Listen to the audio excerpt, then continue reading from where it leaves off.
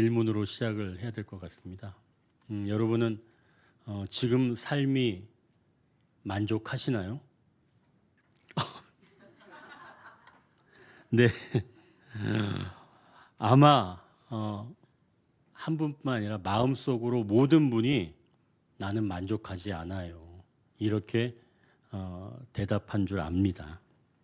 물질이나 관계나 건강 그리고 마음의 평안까지 어떤 부분이든지 아마 더 나아지기를 바라고 있는 줄 압니다. 자, 그렇다면 그 변화를 위해서 더 나은 삶을 위해서 변화할 준비는 되셨나요? 아멘. 네. 사실은 여기 나오신 것 자체가 벌써 변화를 준비하려고 하는 그 마음의 일환인 줄 믿습니다. 오늘 이 자리는 바로 변화할 준비가 된 사람, 그런 사람을 위한 설교입니다. 만약 혹여 생각만 해도 귀찮아. 그리고 내 나이가 지금 몇인데 변화, 개혁이야. 나는 그냥 이대로 살 거야. 라고 하는 분이 있다면 오늘은 그냥 편히 주무셔도 괜찮습니다. 제가 깨우지 않겠습니다. 오늘은 그 주보 안쪽 보시면 종교개혁주일이다라고 하는 걸 아마 보실 수 있을 겁니다. 오늘은 종교개혁을 기념하는 그런 주일입니다.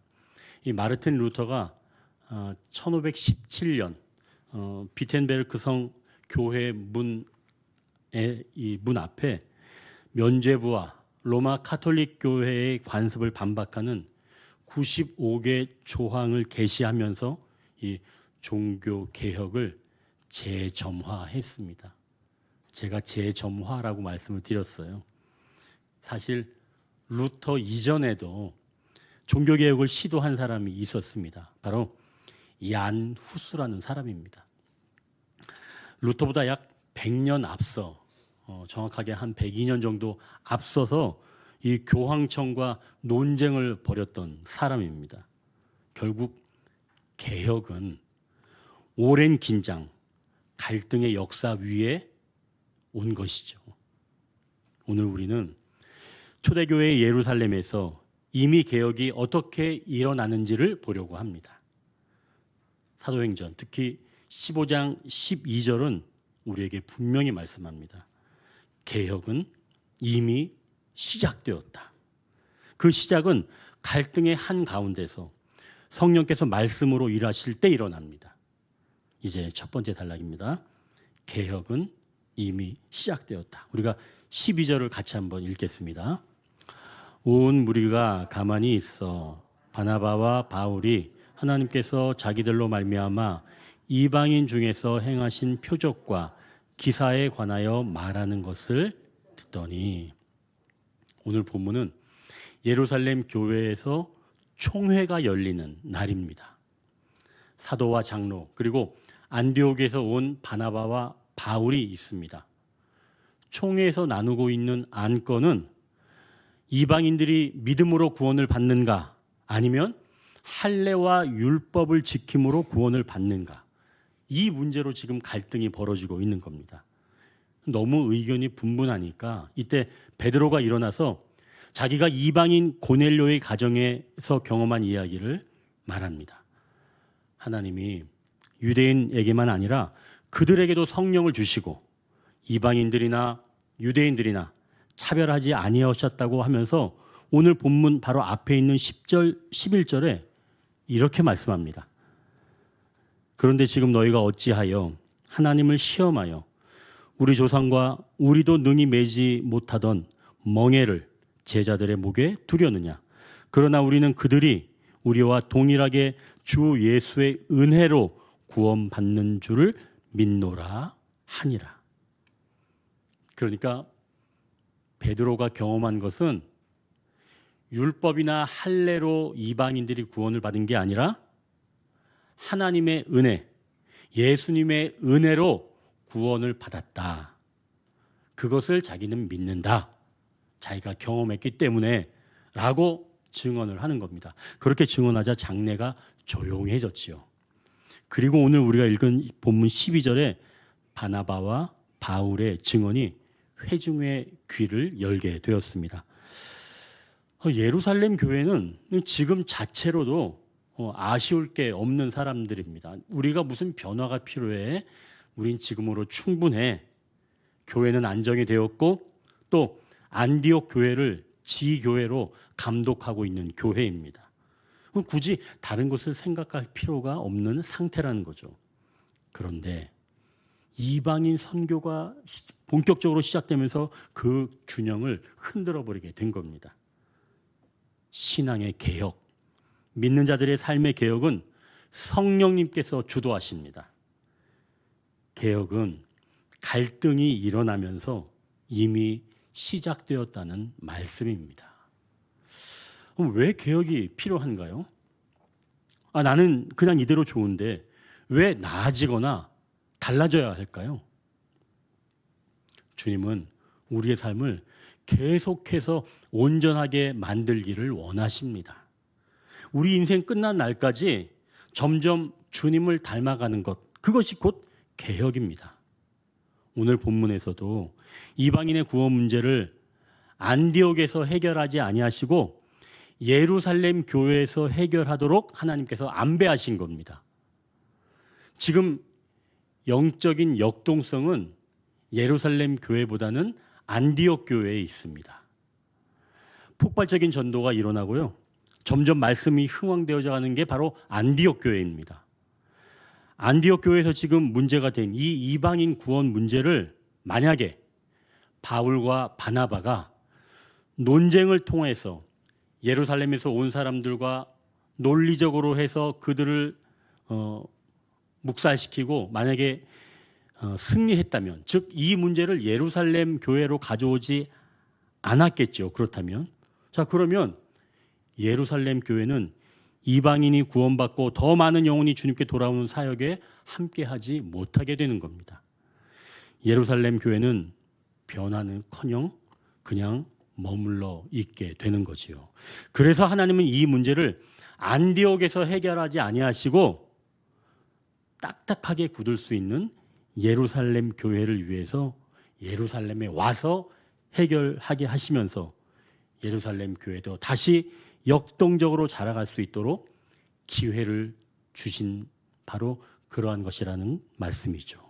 하나님은 이렇게 교회뿐만이 아니라 우리의 삶까지도 역동적으로 변화되고 개혁되기를 원하십니다.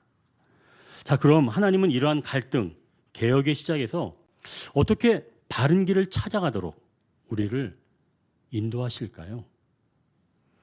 삶의 개혁도 갈등에서부터 시작하는데요. 그 갈등에서 바른 길을 찾도록 주님께서 일하신다는 말씀이죠. 제가 이제 영성 치유 상담학 이거를 공부하게 되면서 공부 양이 너무 많아지고 해야 될 일이 너무 많아졌습니다. 그래서 이제는 목회만 전념하는 게 저의 소원이 되었습니다. 그러니까 제 생각은 이제 바쁘고 분주한 것이 끝나면 나는 괜찮아지겠지라고 생각하게 된 겁니다. 처음에는 이 영성치유 상담학이 목회에 도움이 되겠다라고 생각해서 시작한 건데 이제는 너무 힘드니까 빨리 여기서 벗어나고 싶다. 이런 마음이 들게 되었다는 겁니다. 이렇게 갈등하고 있었는데 얼마 전에 다른 마음이 제 안에 들기 시작을 했습니다. 제 안에서 일어나는 그런 다른 마음, 그리고 그 다른 말을 제가 가만히 듣게 되었는데요. 이 바쁘고 분주함 속에서 주님을 더욱 찾을 수는 없는가? 라는 물음이었습니다.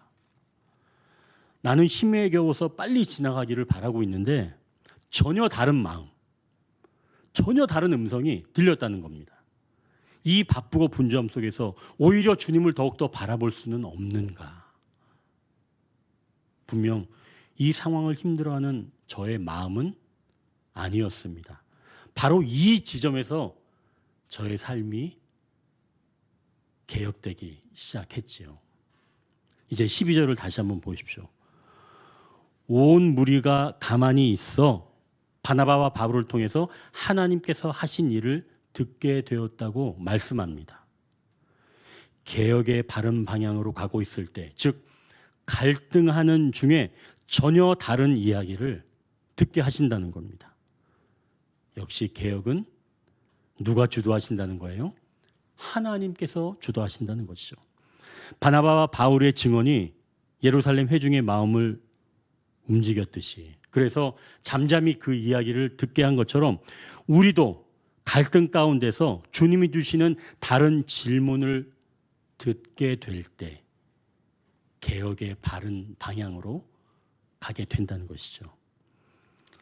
자, 그럼 여러분, 지금 여러분의 삶에서 어떻게 떠오르는 갈등은 있으신가요? 그 갈등은 개혁의 시작일 수 있습니다. 피하고 싶은 고통이 아니라 주님의 다른 음성을 들을 기회로 받아들이시길 바랍니다. 이제 두 번째 단락입니다. 개혁을 위한 기준이 있다. 우리가 13, 14절을 같이 읽겠습니다. 말을 마침에 야고보가 대답하여 이르되 형제들아 내 말을 들으라. 하나님이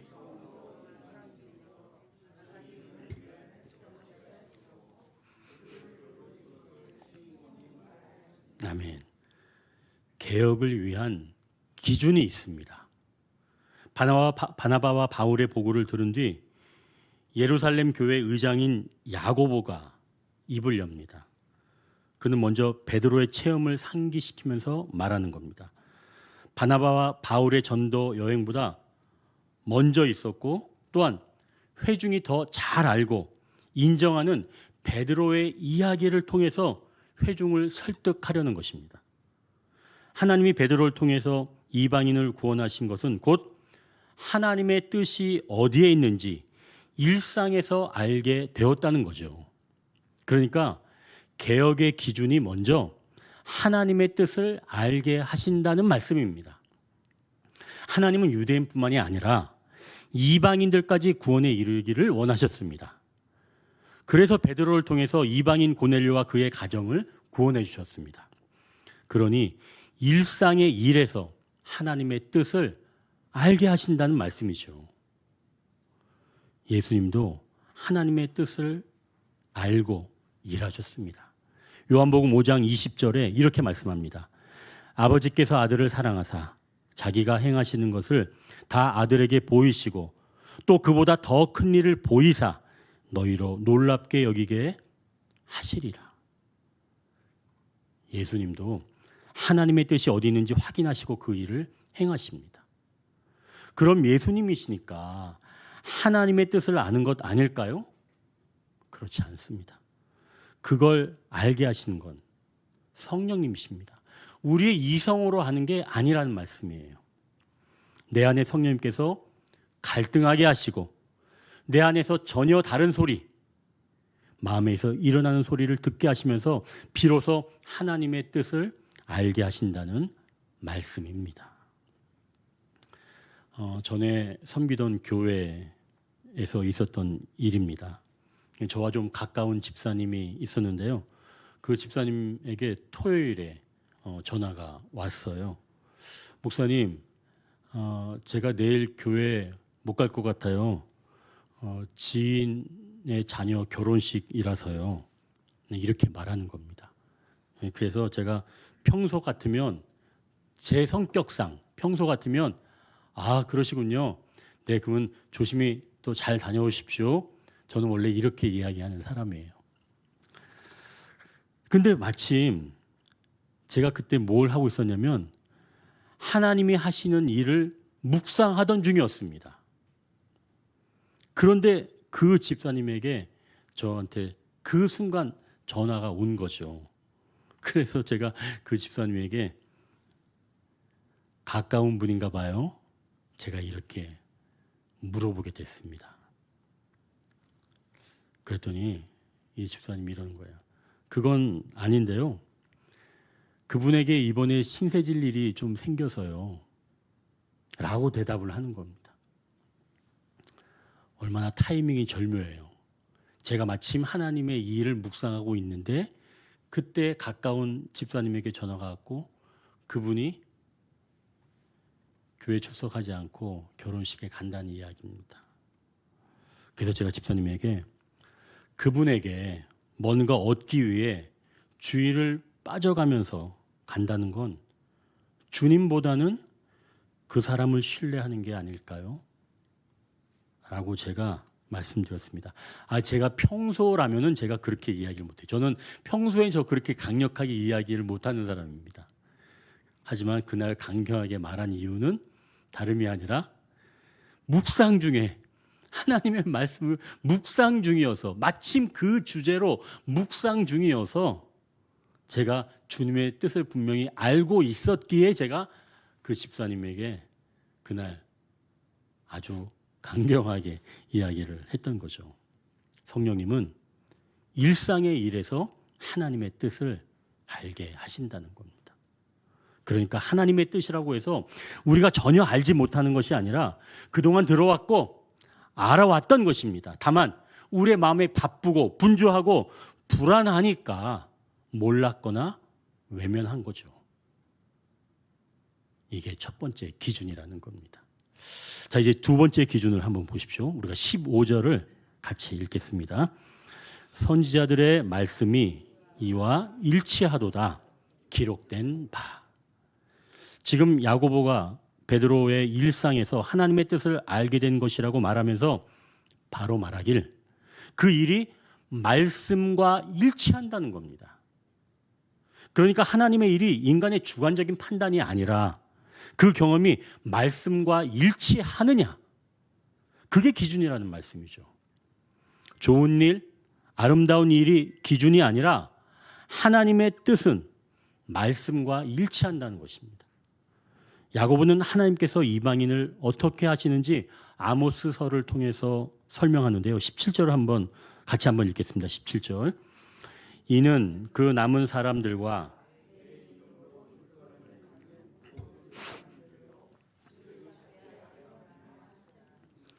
여기서 주를 찾는 사람들, 그러니까 남은 사람들은 사실은 유대인들이 남은 자들이겠지만 그 뒤에 내 이름으로 일컬음을 받는 모든 이방인들이라고 하셨기 때문에 이방인들까지도 모두 찾으신다는 말씀이죠. 그러니까 이방인들에게도 구원의 길이 열려 있다는 말씀입니다. 구약에서 이미 이렇게 이야기를 하셨다는 거예요. 야고보는 이 말씀이 바로 기억나면서 이러한 말씀을 통해서 베드로의 사역이 곧 하나님의 뜻과 일치한다라고 하는 것을 보여주는 겁니다. 그래서 두 번째 기준은 말씀을 기억나게 하신다는 것입니다. 성령님은 하나님의 뜻을 일상에서 보여주시면서 또한 말씀을 기억나게 하십니다. 그 하나님의 일상이, 하나님이 보여주신 그 일상이 나의 주관적인 판단이 아니라 그것이 성경과 일치된다는 것을 알게 하시고자 말씀을 떠오르게 해주신다는 것이죠. 자, 이제 개혁의 마지막 기준을 한번 보십시오. 19절을 같이 읽겠습니다. 그러므로 내 의견에는 이방인 중에서 하나님께로 돌아오는 자들을 괴롭게 하지 말고. 개혁의 마지막 기준은 내 생각을 정리하게 하십니다. 야고보가 하나님의 뜻을 발견하고 말씀이 떠올라 말씀과 일치되는 것을 설명하면서 마지막으로 자기의 의견을 내놓는 겁니다. 내 의견은 항상 마지막에 내놓는 거예요. 내 의견이 맨 앞에 있는 게 아닙니다. 하나님의 뜻과 하나님의 말씀의 일치를 경험하면 그때는 자연스럽게 어떤 의견이 있어야 하는지 알 수 있다는 거죠. 이것 역시도 성령님께서 그 당시의 문화가 어떤지 문화를 이해하는 그 열린 마음을 통해서 성령님께서 주시는 줄 믿습니다. 이것이 곧 개혁의 기준입니다. 개혁의 기준은 내 의견이 아닙니다.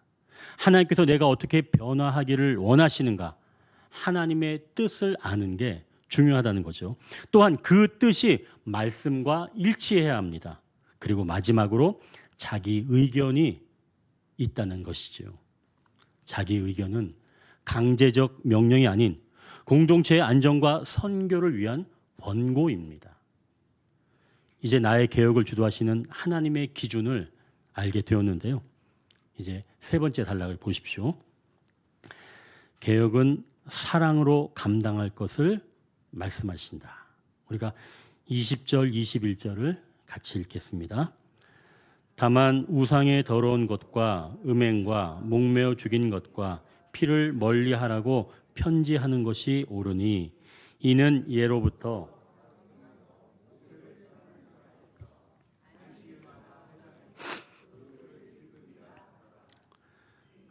이제 야고보의 의견을 종합해 보면 좀 전에 19절에서는 이방인들에게 할례와 율법으로 구원을 받아야 한다고 말하지 말라. 그건 그들을 괴롭게 하는 거다라고 말했지요. 하나님은 믿음으로 구원을 받도록 하셨는데 우리가 그들에게 할례와 율법을 운운하는 것은 적절하지 않다라고 지금 야고보가 말하는 겁니다. 그래서 야고보는 이방인들에게 편지하는 것이 좋겠다라고 하는 자기 의견을 내는 겁니다. 어떤 편지인가 보니까 20절, 21절 내용이죠. 그 내용을 정리해 보면 뭐 이런 것이겠죠. 이제 안디옥 성도들도 유대인처럼 믿음으로 구원을 받을 수 있습니다. 그러니 할례를 해야 하고 율법을 지켜야 구원을 받는다고 말하는 자들은 삼가십시오. 다만 이방인들은 우상에게 드린 제물과 음행 그리고 피가 제거되지 않은 고기는 먹지 마십시오. 라고 야고보 의장이 안디옥 교회에 편지를 쓰게 됩니다. 유대인들은 우상에게 드린 제물 그리고 음행 피가 제거되지 않은 고기는 먹지 않았습니다. 그러니까 이것들은 유대인들이 혐오하는 것들입니다. 이방인들에게 이러한 것들을 지금 멀리 하라는 거예요. 왜 그러냐면 21절을 보니까 그 이유를 말씀하는데요. 이방 지역에서는 유대인들이 안식일마다 회당에 모여서 율법을 읽고 배우는데 만약 이방인 신자들이 계속 유대인 신자들이 혐오하는 것을 한다면 이것으로 인해서 공동체의 덕이 되지 않고 또 유대인과 이방인들의 아름답고 풍성한 교제가 일어날 수 없다고 야고보는 보았기에 그래서 이방인들은 유대인들이 극도로 혐오하는 것을 자제해달라라고 하는 그런 편지 내용이었죠. 그러니까 이건 누구를 위해 자제하라는 거예요? 자기 자신을 위해? 아니죠. 상대를 위해서 절제해달라, 자제해달라 그렇게 권고하는 겁니다. 그러니까 편지의 내용은 크게 두 가지인 거예요.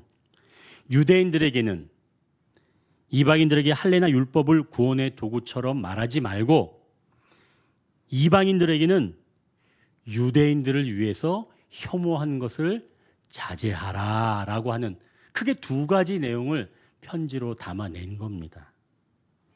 자, 그럼 이 편지를 받은 안디옥 교회 성도들의 마음은 어땠을까요? 쥐가 뭔데 우리한테 편지하고 난리야? 이렇게 했을까요? 30절, 31절을 한번 우리가 같이 한번 읽겠습니다. 30절, 31절. 그들이 작별하고 안디옥에 내려가 무리를 모은 후에 편지를 전하니 아멘.